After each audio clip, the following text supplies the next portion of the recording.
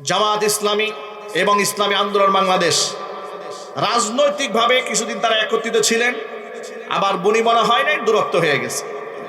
ভিন্ন মত থাকতেই পারে, ভিন্ন চিন্তা চেতনা থাকতেই পারে, সবাই এক বুঝ গ্রহণ করবে তা তো আর হবে না। কথা বলেন ঠিক না ঠিক? কিন্তু আমরা উভয়ের জন্য শুভকামনা চাই, যে ইসলাম যারা চায় আমরা তাদেরকে চাই, কিন্তু মনে রাখতে হবে এই দূরত্ব যেন মুসলমানদের মধ্যে দলীয় কোন্দলের কারণ না হয়ে দাঁড়ায়। আমি আজকেই দেখলাম একজন লিখেছে, জামাতপন্থী একজন লিখলেন যে চর্মরূপ থেকে জামাত মুক্তি লাভ করলো, এবং যিনি এটা লিখেছেন আমি খুব ভালো করে তাকেও চিনি, এমনকি তার পরিচয় জানি, এবং সে সাধারণ কোনো লোক না, মোটামুটি একটা পর্যায়ের লোক। একটা পর্যায়ের মানুষ যখন এইভাবে ঘৃণা বিদ্বেষ ছড়ায়, তখন মানুষের মধ্যে আর সৌহার্দ্যতা থাকে না, মানুষের মধ্যে ভ্রাতৃত্ব থাকে না, মহাব্বতটা নষ্ট হয়ে যায়। সুতরাং আমরা সকলকে সাবধান মানে উচ্চারণ করে দিতে চাই, আসলেই যারা দিনের জন্য কাজ করেন তাদেরকে শালীন হতে হবে, ভদ্র হতে হবে, নম্র হতে হবে। উগ্রতা দিয়ে বেয়াদবিমূলক কথাবার্তা বলে এদেশে দিন কায়েম করতে পারবেন না। তার কারণ কোন বেয়াদবের মাধ্যমে আল্লাহ পাক পৃথিবীর ইতিহাসে কোথাও দিন কায়েম করেছেন তার নজির নাই। কথা ঠিক না বেড়ে জুড়ে বলেন? দিনের মহাব্বত যদি অন্তরে থাকে, আমাদের অপরের প্রতি শ্রদ্ধাশীল হতে হবে, সহনশীল হতে হবে, মায়া এবং মহাব্বত থাকতে হবে। কথা বলুন ঠিক না ঠিক? একে অপরের সমালোচনা বাদ দিয়ে দেন, এই জবানটাকে হিফাজত করেন। আল্লাহর হাবিব রাহমাতুল লিল আলামিন বলেছেন, আল গীবাতু আশাদ্দু মিনাজ জিনা। সমালোচনা করা, পরনিন্দা করা, এটা ব্যভিচারের চেয়ে ভয়ঙ্কর গুনাহ। সাহাবায়ে কেরাম অবাক হয়ে গেলেন, ব্যভিচার করা এত বড় গুনাহ, কিন্তু হুজুর বললেন ব্যভিচারের চাইতেও এই গীবত করা আরো মারাত্মক গুনাহ। ব্যাখ্যা বুঝলো না, সাহাবীদেরকে নবীজি ব্যাখ্যা করে বুঝিয়ে দিলেন, শোনো, কোনো ব্যক্তি যদি ব্যভিচার করে ফেলে, জেনা করে ফেলে, সে যদি একান্তে মহান আল্লাহর কাছে ক্ষমা চান, মহান আল্লাহ পাক তো হয়তো বা তারে মাফ করে দিতেও পারেন যদি চান। কিন্তু যেই ব্যক্তি গীবত করেছে, পরনিন্দা করেছে, অন্যের সম্মান হানি করেছে, অন্যের হক নষ্ট করেছে, যতবার সে তওবা করুক না কেন তার তওবা মঞ্জুর হবে না, যত কাদাকাটি করুক না কেন তওবা মঞ্জুর হবে না। গীবত যার করা হয়েছে সে নিজে যতক্ষণ না তারে ক্ষমা করে দিবেন, মহান আল্লাহ পাক তারে ক্ষমা করে দিবেন না। এই জন্য আল্লাহর হাবিব বলেছেন, মাইয়াবমান লি মা বাইনা লাহিয়াইহি ওয়া মা বাইনা রিজলাইহি আদমান লাহুল জান্নাহ। যেই ব্যক্তি আমার কাছে দুইটা অঙ্গের গ্যারান্টি দেবে, আমি মুহাম্মদ সাল্লাল্লাহু আলাইহি সাল্লাম অবশ্যই তার জন্য আমি জান্নাতের গ্যারান্টি দিয়ে দেব। এক হচ্ছে তার জবান, আর এক হচ্ছে তার লজ্জাস্থান। লজ্জাস্থান এবং জবান দুটোর হেফাজত থাকতে হবে। যদি এটা না থাকে তাহলে এই ব্যক্তি লাঞ্ছিত হবে, অপমানিত হবে। মনে রাখবেন, এই জবানের কারণেই মানুষ সম্মানিত হয়, এই জবানের কারণেই মানুষ লাঞ্ছিত, অপমানিত হয়। ঠিক না ভাই ঠিক? জবান অত্যন্ত মূল্যবান একটা অঙ্গ দেহের মধ্যে, খুব গুরুত্বপূর্ণ। লোকমান হাকিমকে তার মনিব বলেছিলেন, লোকমান হাকিমের আচরণ দেখে বুঝতে পেরেছিলেন যে এর মধ্যে তো বিশাল ট্যালেন্ট, অনেক হিকমা, অনেক প্রজ্ঞা, প্রচন্ড মেধা, প্রচন্ড জ্ঞান, গর্ব, কথাবার্তা বলে লোকমান হাকিম। লোকমান হাকিমের মনিব, লোকমান হাকিম দাস ছিলেন, তাকে বললেন, লোকমান তুমি একটা খাসি জবাই করো। খাসি জবাই করে এই খাসির এই গোটা দেহের মধ্যে থেকে সবচেয়ে উন্নত মানের দুটা অংশ গোটা দেহের মধ্যে যেটা তুমি মনে করো সেটা তুমি কেটে আমার সামনে হাজির করো। লোকমান হাকিম খাসি জবাই করলেন। খাসি জবাই করে গোটা দেহের মধ্য থেকে দুইটা অঙ্গ গুরুত্বপূর্ণ কেটে মালিকের সামনে হাজির করলেন। মালিক তাকায় দেখেন সবচেয়ে দামি অঙ্গ বলার পরে সেই ব্যক্তি খাসির কলিজা আর জিহ্বাটা কেটে মনিবের সামনে হাজির করে দিয়েছে। মালিক জিজ্ঞেস করলেন, জিহ্বা আনলে কেন? বলে, জবান এটা হচ্ছে দেহের সবচেয়ে মূল্যবান সম্পদ, সবচেয়ে দামি অঙ্গ, আর হচ্ছে কালব, এটা সবচেয়ে দামি অঙ্গ। কিছুদিন পরে লোকমান হাকিমের মনিব আবার বললেন, তুমি আজকে আরেকটা খাসি জবাই করবে। জবাই করার পরে সবচেয়ে নিকৃষ্ট দুটো অঙ্গ কেটে আমার সামনে এনে দেবে। লোকমান হাকিম আরেকটা খাসি জবাই করলেন। এবার সবচেয়ে নিকৃষ্ট দুটো অঙ্গ কেটে মনিবের সামনে হাজির করলেন। মনিব এবার তাকাই দেখে তখনও তিনি কালব, হার্ট, এটা কেটে এবং সাথে সাথে তিনি জিহ্বাটা কেটে সামনে দিয়েছেন। এবার তিনি প্রশ্ন করলেন, কি ব্যাপার লোকমান, তোমাকে যখন বললাম সবচেয়ে ভালো অঙ্গ এনে দাও, তুমি আমার কাছে জিহ্বা এনে দিলে, হার্ট এনে দিলে, আজকে যখন সবচেয়ে খারাপ অঙ্গ আনতে বললাম তখন তুমি এই দুটোই এনে দিলে, এর ব্যাখ্যাটাকে একটু বুঝাই বলো। লোকমান হাকিম বললেন, মনিব শোনেন, যখন দেহের মধ্যে এই দুটা অঙ্গ ভালো হয় তখন এর চেয়ে দামি অঙ্গ আর থাকে না। আর দেহের মধ্যে এই দুইটা জিনিস খারাপ হয়, যদি কালাব এই জায়গাটা নোংরা হয়, মন যদি খারাপ হয়, কাল যদি নষ্ট হয়ে যায়, আর জবান যদি নষ্ট হয়, তাহলে এর চেয়ে নিকৃষ্ট অঙ্গ দেহের মধ্যে আর থাকে না। কথা ঠিক না বেরিয়ে বলেন? আজকে দেখুন বাংলাদেশের অবস্থা কি হয়েছে। জবানের বরখেলাফি এবং অন্তরের মধ্যে কালিমা যাদের আছে, মনে রাখবেন এদের দ্বারা বাংলার জমিনে কোনোদিন ইসলামের খেদমত হবে না। ইসলামের খেদমত করতে হলে তাকওয়া লাগবে, পরহেজগারিতা লাগবে, সততা লাগবে, ইনসাফ লাগবে। এটা না হলে এই রকম ফাসিক লোকদেরকে দিয়ে, যার জবানে ঠিক নাই, কলবের মধ্যে ঈমান নাই, হিদায়াতের নূর নাই, মুখের ভাষা ঠিক নাই, তাদের মাধ্যমে আল্লাহ পাক দিন কায়েম করবেন না জমিনে। প্রয়োজনে আল্লাহ পাক এই জাতিকে মিটাই দেবেন। আল্লাহ পাক সেই জাতি নিয়ে আসবেন যে জাতি তাকওয়ার ভিত্তিতে কোরআন ও সুন্নাহ রাজ বাংলার জমিনে কায়েম করবেন। কিন্তু আমরা সেই নরধমের পার্টি হতে চাই না, আমরা জাহান্নামের নরকীট হতে চাই না, আমরা সেই শহীদি কাফেলায় শামিল হতে চাই যাদের মাধ্যমে আল্লাহ পাক এই জমিনের দ্বীনের পতাকা পথ করে উড়াইয়ে দেবেন। আমি তাওহীদি যুবকদের জিজ্ঞেস করতে চাই, আমরা কি আল্লাহর কোরআনের জন্য, রাসূলের সুন্নাহকে এই জমিনে প্রতিষ্ঠিত করার জন্য আমাদের আত্মাটাকে পাক করতে পারবো না ইনশাআল্লাহ? জোরে বলুন না ইনশাআল্লাহ। মন থেকে হিংসা বিদ্বেষ দূর করে দেন, আল্লাহ মর্যাদা বাড়ায় দেবেন। মনের মধ্যে যদি অন্য ভাইয়ের প্রতি হিংসা থাকে, বিদ্বেষ থাকে, মুছে ফেলেন। মর্তবা আল্লাহ পাক কিভাবে বাড়াবেন লক্ষ্য করেন। আনাস ইবনে মালিক রাদিয়াল্লাহু তাআলা আনহু একদিন বললেন, আমরা নবীজি সাল্লাল্লাহু আলাইহি ওয়াসাল্লামের পাশেই বসেছিলাম।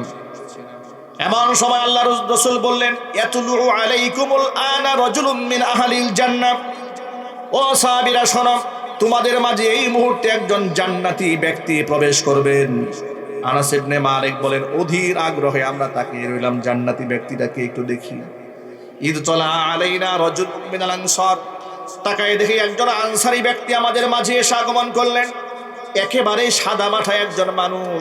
তিনি আবু বকর নন, তিনি ওমর নন, তিনি ওসমান গনি জিন নূরাইন নন, তিনি সাদ বিন আবি ওয়াক্কাস নন, তিনি আব্দুর রহমান ইবনে আউফ নন, তিনি তলহা নন, তিনি জুবায়ের নন, তিনি আম্মার নন, তিনি আবু হুরাইরা নন, তিনি জাবের নন।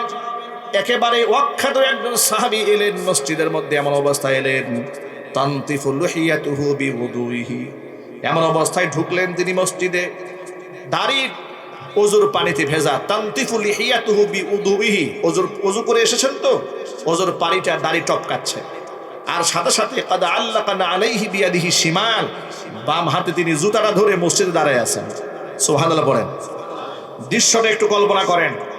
একেবারে অখ্যাত একজন আনসারী সাহাবী মসজিদে ঢুকলেন, ওযু করে ঢুকেছেন, দাড়িটা ভেজা, হাতের মধ্যে জুতা নিয়ে দাঁড়ায় আছেন। হুজুর তাকে জান্নাতি ব্যক্তি বলে ঘোষণা করেছেন। আনাস ইবনে মালিক বলেন, আমরা অবাক হলাম। আবার দ্বিতীয় দিন নবীজির পাশে আমরা বসে আছি, হুজুর একই কথা আমাদেরকে বললেন, ইয়াতুলু আলাইকুমুল আনা রাজুলুম মিন আহলিল জান্নাহ, তোমাদের মাঝে এই মুহূর্তে একজন জান্নাতি ব্যক্তি প্রবেশ করবেন। তাকে দেখি আবার তিনিই প্রবেশ করেছেন, গতকাল যিনি প্রবেশ করেছেন। একটানা 2 দিন ব্যক্তিকে জান্নাতি ব্যক্তি ঘোষণা করা হলো। তৃতীয় দিন হযরত আনাস ইবনে মালিক বলেন, আমরা বসে আছি হুজুরের পাশে, নবীজি আবার ওই একই কথা বললেন, তোমাদের মাঝে এই মুহূর্তে একজন জান্নাতি ব্যক্তি আসবে। তাকেই দেখলাম, ওই যে গত 2 দিন যিনি এসেছেন, আজকেও তিনি আগমন করেছেন।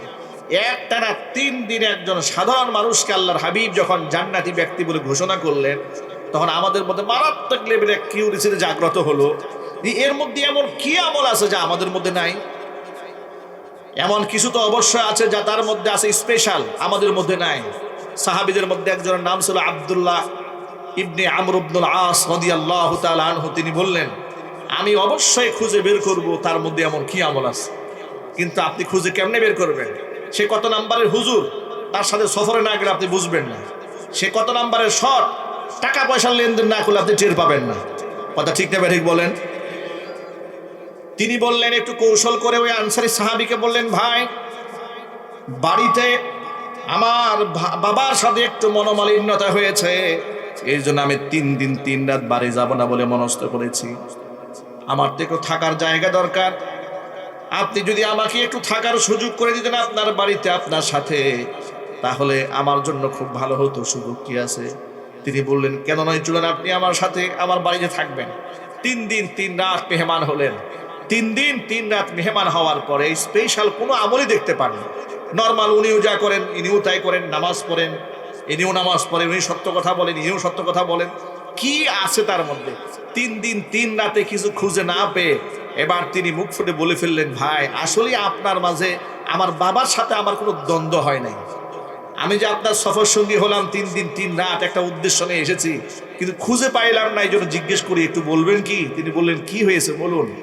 আল্লাহর নবী আপনাকে টানা 3 দিন জান্নাতি ব্যক্তি বলে ঘোষণা করেছেন। আমি জানতে চাচ্ছি যে আপনার মধ্যে এমন স্পেশাল গোপন কি আমল আছে যেটা আমরা জানি না। তিনি বললেন, দেখুন আমার মধ্যে স্পেশাল তেমন কিছু নাই, হুজুর যা বলেন আমি তাই শুনি, তবে একটা বিষয় আমি সবসময় আমল করার চেষ্টা করেছি। এটা কোনটা? আনা লা আজিদু ফি নাফসি গিশান লি আহাদিম মিনাল মুসলিমিন। আমি আমার অন্তরে পৃথিবীর কোন মুসলমানের প্রতি কোনো বিদ্বেষ রাখি না। আল্লাহু আকবার বলেন।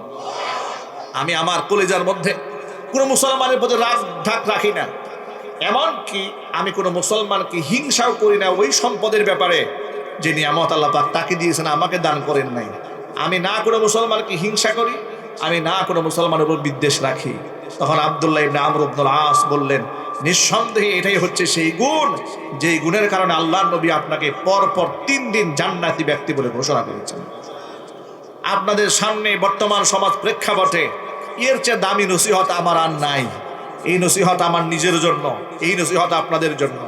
আমরা যদি আমাদের মন থেকে কালিমা দূর করতে পেরে যদি মনটাকে একটু স্বচ্ছ বানাতে পারি, যদি পবিত্র বানাতে পারি, কোরআন কি বলে শোনেন। কোরআন বলে দিয়েছে, ইয়াউমা লা ইয়ানফাউ মালু ওয়ালা বানুন ইল্লা মান আতাল্লাহা বিকলবিন সালিম। কোন কাজে আসবে না মানুষের সম্পদ এবং সন্তান, একমাত্র পরিচ্ছন্ন পবিত্র আত্মা নিয়ে যারা হাজির হবে তারাই জান্নাতে যাবে, মহান আল্লাহর কাছে তারাই পুরস্কৃত হবে। আমরা পবিত্র আত্মা নিয়ে যেতে চাই, আমরা রূপ মুক্ত আত্মা নিয়ে যেতে চাই। মানুষের প্রতি হিংসা নিয়ে, বিদ্বেষ নিয়ে, গীবত শেকায়েত করে কলিজাটা নাপাক বানায় আমরা কবরে যেতে চাই না।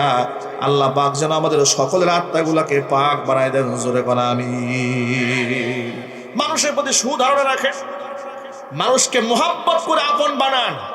ঘৃণা দিয়ে আপনি হৃদয় জয় করতে পারবেন না। ঘৃণা দিয়ে চেয়ার দখল করতে পারবেন খুনি হাসিনার মতো, কিন্তু হৃদয়ে জায়গা নিতে পারবেন না।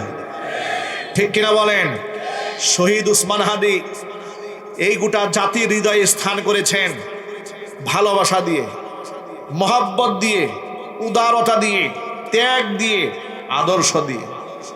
মানুষ 100 বছরেও এত আপন হয় না মানুষের। ওসমান হাদি 1 বছরে যতটা আপন হয়ে গেছিল গোটা জাতি। ঠিক না ভাই? কতটা আপন হয়েছে। শিশু বাচ্চারা তার জন্য কান্না করে, আজও কান্না করে। বৃদ্ধ মানুষ কান্না করে, রাজনৈতিক ব্যক্তি কান্না করে, অরাজনৈতিক ব্যক্তি কান্না করে। দেশের মানুষ কাঁদে, বিদেশের মানুষ কাঁদে। লক্ষ লক্ষ মানুষ তার জানাজায় শামিল হয়, হাদির জন্য দোয়া করে, ওসমান হাদির জন্য দোয়া করে। এমন কি আমল সে করেছে? একটা আমল খেয়াল করেন, নির্বাচনী প্রচারণা করতে গেলেও একজন ময়লা পানি ফেলল। সে কি উত্তরটা দিল? যে ফেলেন, আরো ফেলেন, যদি ময়লা পানি ফেলে আপনাদের মন ঠান্ডা হয় তো আর তো কিছু করার নাই। এই আচরণ জাতিকে দেখিয়েছে। তারা এই আচরণ জাতি ভুলবে কি করে? এই আদর্শ তিনি শিখেছেন মুহাম্মদ রাসূলুল্লাহ সাল্লাল্লাহু আলাইহি ওয়াসাল্লামের সুন্নাহ থেকে। কথা বলুন, ঠিক কিনা বলেন? আল্লাহর নবীর আদর্শটা একটু লক্ষ্য করেন। হযরত জারির ইবনে আব্দুল্লাহ আল বাজালি রাদিয়াল্লাহু তাআলা আনহু, তিনি ইয়ামানের বাজাল শহরের গোত্রের প্রধান ছিলেন। শুক্রবার দিন জুমার নামাজ পড়ে মদিনাতে এলেন। তখন তিনি মুসলমান হন নাই। মসজিদে নববীর মধ্যে তিনি প্রবেশ করলেন। আল্লাহর হাবিব জুমার দিন খুতবা দিচ্ছিলেন, আর সাহাবায়ে কেরাম নীরব নিস্তব্ধভাবে সেই বক্তৃতা শুনতেছিলেন। তিনি যখন মসজিদের মধ্যে ঢুকলেন, চোখ দিয়ে একে অপরকে ইশারা করে জারির ইবনে আব্দুল্লাহ আল বাজালিকে দেখিয়ে দিলেন। নামাজ যখন শেষ হয়ে গেল, জারির ইবনে আব্দুল্লাহ আল বাজালি সাহাবীদেরকে জিজ্ঞেস করলেন, ও নবীর সাহাবীরা, আপনারা কি আমাকে কেউ চিনেন? বলে না, চিনি না। তো যদি না চিনে থাকেন, এমন ভাবে চোখের দিয়ে ইশারা করছেন মনে হচ্ছে আপনারা কতদিন ধরে আমারে চেনেন। এমন সময় সাহাবীরা বললেন, আপনি এই মজলিসে ঢোকার আগে বিশ্বনবী মুহাম্মদ রাসূলুল্লাহ সাল্লাল্লাহু আলাইহি সাল্লাম এই মিম্বারে বসে আপনার প্রশংসা করেছেন। জারির ইবনে আব্দুল্লাহ আল বাজালি বলেন, আমি একজন অমুসলিম, আমি এক দূরের মানুষ, তার সাথে আমার কোনো সখ্যতা নাই, এতটুকু শ্রদ্ধা তিনি আমাকে দেখাতে পেরেছেন। তিনি কোনো সাধারণ মানুষ নন, নিঃসন্দেহে তিনি মহামানব। তার উদারতা দেখে আমি ইসলামের প্রতি দুর্বলতা সৃষ্টি হলো। আমি যখন নামাজ শেষে রসুলের সান্নিধ্যে পাশে গিয়ে বসলাম, তিনি আমাকে কালিমার দাওয়াত দিলেন, তাওহীদের দাওয়াত দিলেন। আমি 1 সেকেন্ড বিলম্ব না করে কালিমা পড়ে মুসলমান হয়ে গিয়েছি। আদর্শ দিয়ে মুহাম্মদ সাল্লাল্লাহু আলাইহি ওয়াসাল্লাম মানুষের কলিজা জয় করেছেন। এরপরে ঘটনাটা শুনেন। আজকে দেখুন, আজকে আমাদের সমাজের নেতৃবৃন্দর চেহারার দিকে তাকিয়ে কথা বলা যায় না। এক একজনই এত বড় মাপের নেতা যে নেতার দিকে তাকানো যায় না, নেতার সাথে মুসাফা করা যায় না। তবে হ্যাঁ, ইদানিং রাজনীতির মাঠে আবার নেতাদের আচরণ দেখে মনে হয় সাহাবায়ে কেরামের যুগে চলে আসছে। কথা ঠিক না ঠিক বলেন? মানে নির্বাচনের আগে নেতাদের ব্যবহার দেখে মনে হয় আমরা সাহাবায়ে কেরামের জামানায় আছি। আহারে কি পরিমাণ আদব, কেমন সালাম কালাম মুসাফা মুয়ানাকা। রিক্সাওয়ালার সাথে বসে থাকে, বিড়িওয়ালার সাথে বসে, চায়েসওয়ালার সাথে বসে, কুলি মজুর ঠেলাওয়ালার সাথে মুসাফা মুয়ানাকা সুম্মা সাটির কোনো অভাব নাই। ঠিক না ঠিক বলেন? আচরণ দেখে তাকে লাথি মারেন না। প্রার্থী যে আসে না, 2 পা দিয়ে লাথি মারেন, আপনার পায়ের মধ্যে চুমা দিবে, বলবে আপনার ব্যথা পাইছেন নাকি ভাই? সুবহানাল্লাহ, কি জিন্দেগি। আবার যখন নির্বাচনটা শেষ হয়ে যাবে তখন দেখবে যে না, আপনি সাহাবায়ে কেরামের জামানায় নাই, আপনি হাসিনার জামানায় আছেন। কথা ঠিক না ঠিক বলেন? আপনি ফিরে তাকাবেন তো চোখ উপড়ায় ফেলবে, হাত দেবেন হাত ভেঙে দেবে, সালাম আবার সে আপনারে দেবে।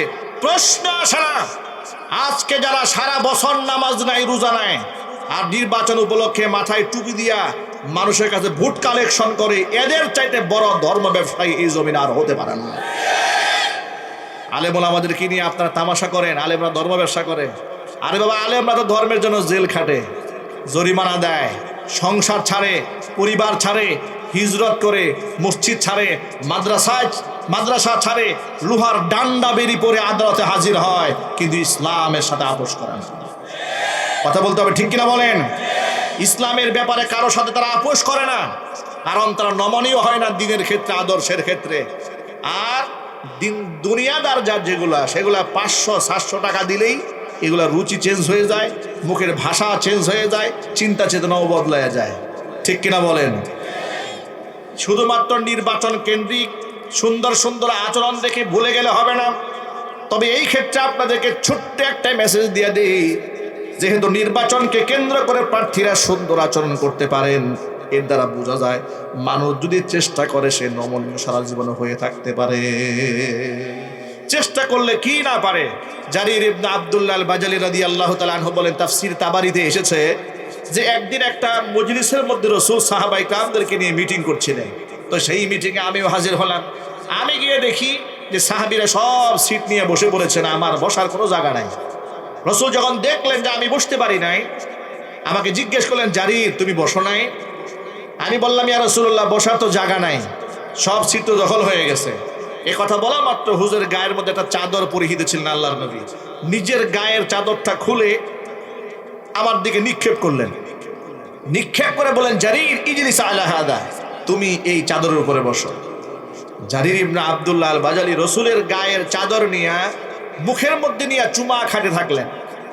ঠোঁটের মধ্যে লাগান, চোখের মধ্যে লাগান, মুখের মধ্যে লাগান, আর বলেন, নবীজি আপনি আমার মতো একটা আবনা মানুষকে এত বড় সম্মান দিয়েছেন, আপনার গায়ের চাদর আমাকে বিছিয়ে বসার জন্য দিয়েছেন, আপনার চাদরে কি দুনিয়ার কোনো মানুষ বসতে পারে? আকরামাকাল্লাহু ইয়া রাসূলুল্লাহ কামা আকরামতানি, ও আল্লাহর নবী, আল্লাহ আপনার সম্মান আরো বাড়ায় দিক যেমন আপনি আমারে সম্মান দিয়েছেন। ও আযাকাল্লাহু ইয়া রাসূলুল্লাহ কামা আযাস্তানি, আপনি যেমন আমাকে ইজ্জত দিয়েছেন, আল্লাহ পাক আপনার ইজ্জত বাড়ায় দিক। ও যুবক ভাইরা, আমার প্রিয় মুসলিম ভাইরা, নবী করিম সাল্লাল্লাহু আলাইহি সাল্লাম এইরকম বিনয় দিয়ে, মহব্বত দিয়ে মানুষের দিলে জায়গা করে নিয়েছেন। এই জন্য উগ্রতা, সন্ত্রাসবাদের স্থান ইসলামে নাই, উগ্রতার স্থান ইসলামে নাই, গালিগালাজের আদর্শ ইসলামে নাই। সকল মুসলমানকে ঐক্যবদ্ধ হতে হবে এই ব্যাপারে। আল্লাহর নবীর সুন্নাহ দিয়ে জমিনের মধ্যে আমরা ইসলাম কায়েম করতে চাই। রাজি আছেন কারা কারা? দো হাত দেখতে চাই। আল্লাহ কবুল করেন, জোরে করে আমিন। আরো চিৎকার দিয়া করে আমিন। হাট নামার উগ্রতা নয়, মহাব্বত এবং ভালোবাসা দিয়ে আমরা মানুষের হৃদয় জয় করতে চাই। নবী করিম সাল্লাল্লাহু আলাইহি ওয়াসাল্লামকে আল্লাহ পাক বললেন, ফাবিমা রাহমাতিন মিনাল্লাহি লিনতা লাহুম। হে নবী, আমি যে আপনার মনটাকে এত নরম বানালাম, মানুষের সাথে আপনি এত কোমল হৃদয়ের বানিয়ে দিয়েছে, এটা আল্লাহর পাক আমার পক্ষ থেকে আপনার জন্য বড় একটা রহমত। ওয়ালাউ কুনতা ফাজ্জান গালিজাল কলবি, যদি আপনি খুব রূঢ় আচরণের অধিকারী হতেন, আপনার মন যদি শক্ত হতো, লাংফাদ্দু মিন হাওলিক, মানুষগুলো আপনার থেকে সব দূরে সরে যেত। কিন্তু আমি আপনাকে এমন কোমল হৃদয়ের অধিকারী বানিয়েছি, এমন সুন্দর আচরণের অধিকারী বানিয়েছি, আপনার সান্নিধ্যে একবার যারা আসবে জীবনেও তারা আপনাকে ভুলতে পারবে না। জুড়ে বলেন সুবহানাল্লাহ। সেই রসুলের সুন্নাহকে এই জমিনের মধ্যে আমরা প্রতিষ্ঠিত করতে চাই। যুবক ভাইরা, পারবো না ইনশাআল্লাহ? আমাদেরকে আজকে থেকে পণ করতে হবে। এই যে নির্বাচনী হাওয়া উঠেছে, আমরা গীবত থেকে জবানকে হেফাজত রাখবো, আমরা কলমকে গীবত থেকে, পরনিন্দা থেকে আমরা হেফাজত করবো। বলেন ইনশাআল্লাহ। মানুষকে আঘাত দিয়ে আমরা কথা বলবো না, মানুষকে আঘাত দিয়ে আমরা কথা বলবো না। বলেন ইনশাআল্লাহ। অনেকে বলে, গর্ব করে বলে যে হুজুর, আমি তার ব্যাপারে যা বলেছি সত্যই বলেছি, আমি সামনাসামনিও বলতে পারবো। বলে কি না? এটা খুব বাহাদুরি মনে করে, যে অন্যের বদনাম বলে খুব গর্বের সাথে বলে আমি তার সামনে গিয়েও বলতে পারবো। তো সামনে বলে কি হবে? সামনে বলে কি হবে? আল্লাহ নবী সাল্লাল্লাহু আলাইহি সাল্লামকে প্রশ্ন করা হলো, গীবত কি জিনিস? হুজুর প্রথম বললেন, আতাদরুনা মানিল গীবা, গীবত কাকে বলে তোমরা জানো? সাহাবায়ে কেরাম বললেন, আল্লাহু ওয়া রাসূলুহু আলাম, গীবত কাকে বলে আল্লাহ এবং তার রাসূল ভালো জানেন। হুজুর বললেন, শোনো, গীবত হচ্ছে যিকরুকা আখাকা বিমা ইয়াকরাহু, তোমার ভাইয়ের অনুপস্থিতিতে এমন কথা বলা যেটা শুনলে সে কষ্ট পেত। সাহাবায়ে কেরাম প্রশ্ন করলেন, ইয়া রাসূলুল্লাহ, আমি আমার ভাইয়ের ব্যাপারে যা বলেছি সত্যি যদি সেটা তার মধ্যে যে দুষ্ট থেকেই থাকে? রাসূল বলে, যদি থেকে থাকে তাহলে তো গীবত হলো। আর যদি তার মধ্যে না থাকে, তুমি তার নামে অপবাদ দিলে, বানায়া বললে, তুমি মিথ্যা অপবাদ, এটা বুহতান হয়ে গেল, এটা অপবাদ হয়ে গেল, দুটোই মারাত্মক কবিরা গুনাহ, এটা তোমরা করবে না। এখন কিছু লোক আছে বলে যে ঠিক আছে, পিছনে বলে যেহেতু সমস্যা গীবত হয়, সামনে গিয়েই বলবো। না, আমরা সামনে গিয়ে বলতে পারবেন না। কোরআন কি বলেছে শোনেন, ওয়াইলুল লিকুল্লি হুমাযাতিল লুমাযা, জাহান্নাম ওই ব্যক্তির জন্য যেই ব্যক্তি সামনেও নিন্দা করে আবার পিছনে নিন্দা করে। আপনি সামনে পিছনে কারো নিন্দা করতে পারবেন না। কারো দোষ দেখেছেন, যদি আপনার শুধরানোর নিয়ত থাকে তাহলে সরাসরি তাকে বলেন, অথবা আপনি ওই ব্যক্তির কাছে বলেন যেই ব্যক্তির কাছে বললে উনি শুধরাবেন। দ্বিতীয়, হ্যাঁ, তবে আরেকটা ব্যাপার মানুষ ভুল বুঝে এই ক্ষেত্রে, যে অনেক সময় আলেম ওলামারা জালেমদের ব্যাপারে মানুষদেরকে সতর্ক করেন। অনেক সময় ভণ্ড পীর, বেসরা পীরদের ব্যাপারে মানুষদেরকে সতর্ক করেন। তখন ভণ্ড পীরের মুরিদরা চায়ের দোকানে বসে বিড়ি টানে আর বলে যে হুজুররা, মোল্লা মৌলবীরা স্টেজে বসে অন্যের গীবত শেখায়েত করে।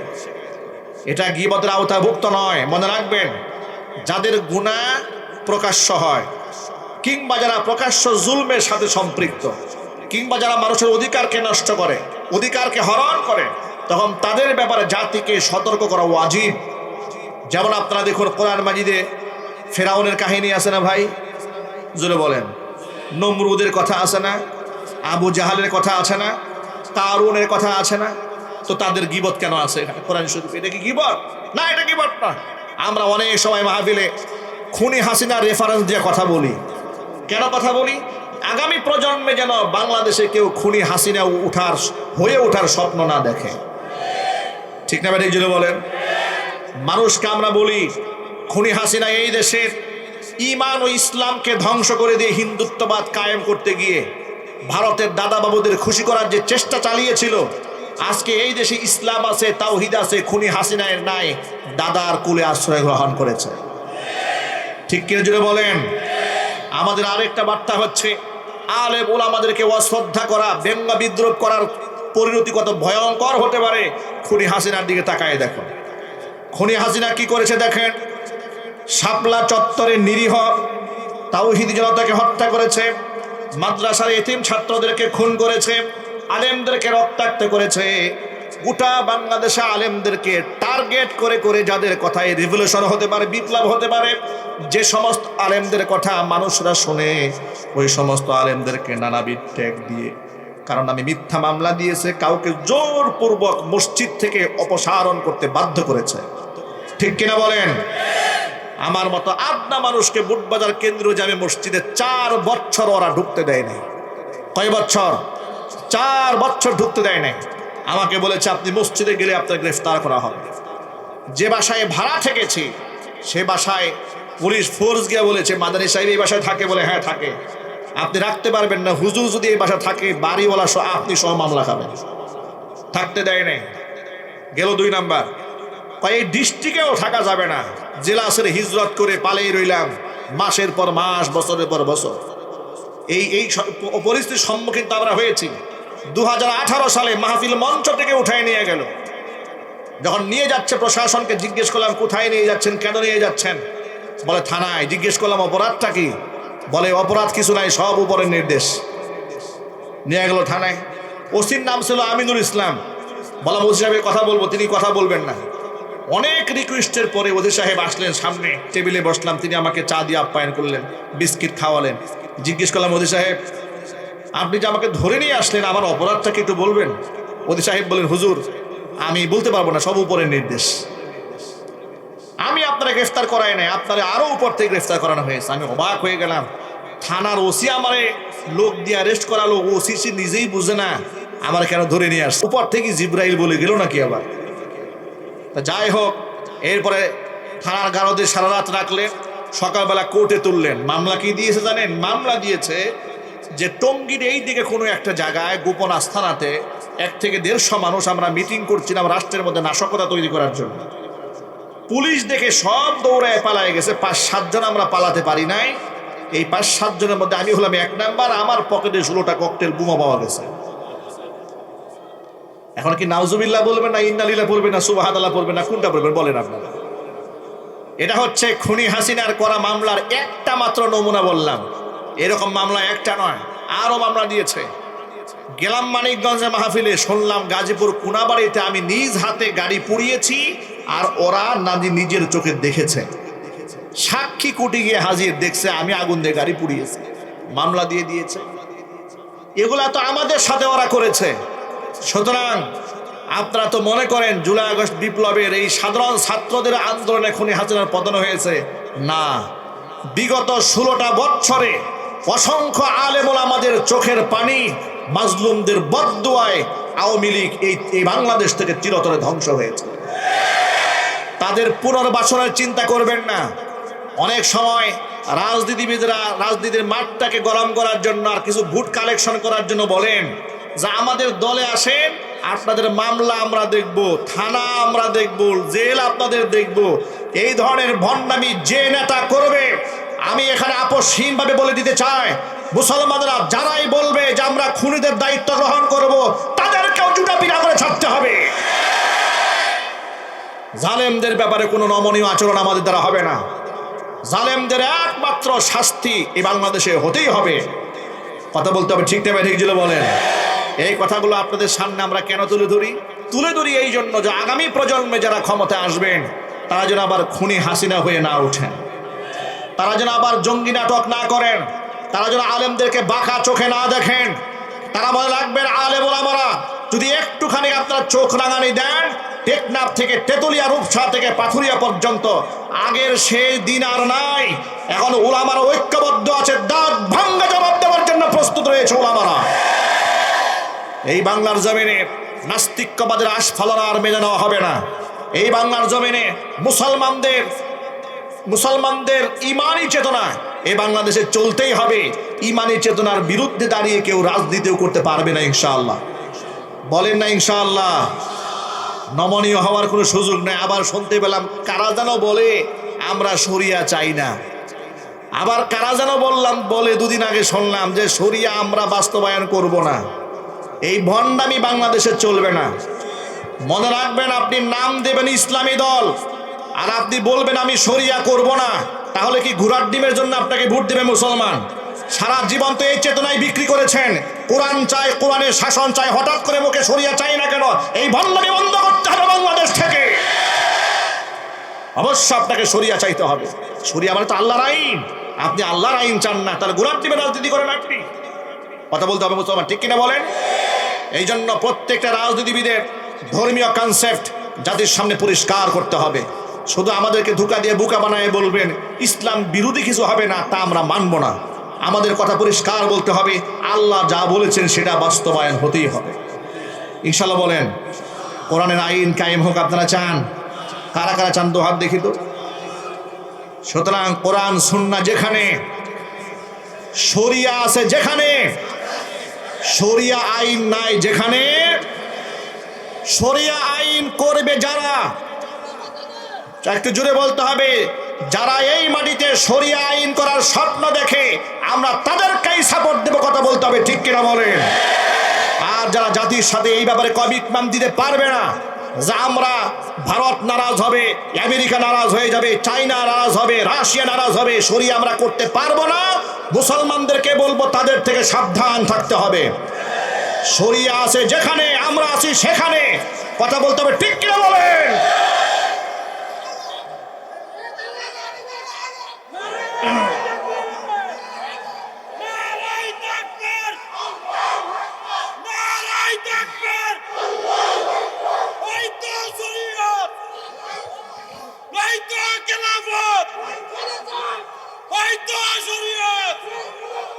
অনেকেই বলেন হুজুররা আবেগে কথা বললেন না, একদিনে শরীয়ত হবে না। তো আপনার এই একদিনে শরীয়তের কথা বলছে কে? কথা বলে না কেন? আপনি যে বলেন শরিয়া হবে না একদিনে, তো আপনাকে একদিনে শরীয়ত কায়েম করতে বলছে কে?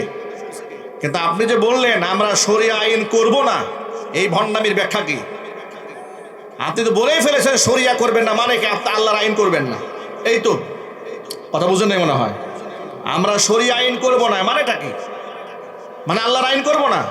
তো আল্লাহর আইন যদি আপনি না করেন, এটা যদি আপনি মিশনে থাকে যে আপনি আল্লাহর আইন করবেন না, তো নিজের নামের সাথে ইসলাম রাখছেন কেন? বাদ দিয়ে দেন ইসলাম, ঠিক না? বেরিয়ে বলেন নো, নামের সাথে ইসলামও রাখবেন, আবার শরিয়াও চাবেন না, তা তো হবে না। যে কোনো একদিকে আপনাকে যেতে হবে। ওই আমেরিকা নারাজ হলো কিনা, ভারতের সাপোর্ট পেলাম কিনা, 1000 বছরও কাফের বেঈমানরা আমার ইসলামকে সাপোর্ট দেবে না। আফগানিস্তানকে তো আমেরিকা সাপোর্ট দেয় নাই, আফগানিস্তানকে তো বিশ্বের কেউ সাপোর্ট দেয় নাই। আফগানিস্তান কারো সাপোর্টের প্রয়োজন মনেও করে নাই। আফগানিস্তান মনে করেছে পৃথিবীর কারো সাপোর্টের দরকার নাই, একমাত্র আল্লাহর সাপোর্ট হলেই চলবে, ঠিক কিনা বলেন? সুতরাং কোরআন এবং সুন্নাহর আদর্শ বাস্তবায়ন করতে গিয়ে আমাকে কে ভোট দিল আর কে ভোট দিল না, কে আমার প্রতি খুশি থাকলো আর কে আমার খুশি থাকলো না, আমি কি চেয়ার পেলাম না দেখার আমার কোনো দরকার নাই। আমি আল্লাহর জন্য যতটুকু করতে পেরেছি এতটুকু আমার জন্য জাস্ট এনাফ, ঠিক কিনা?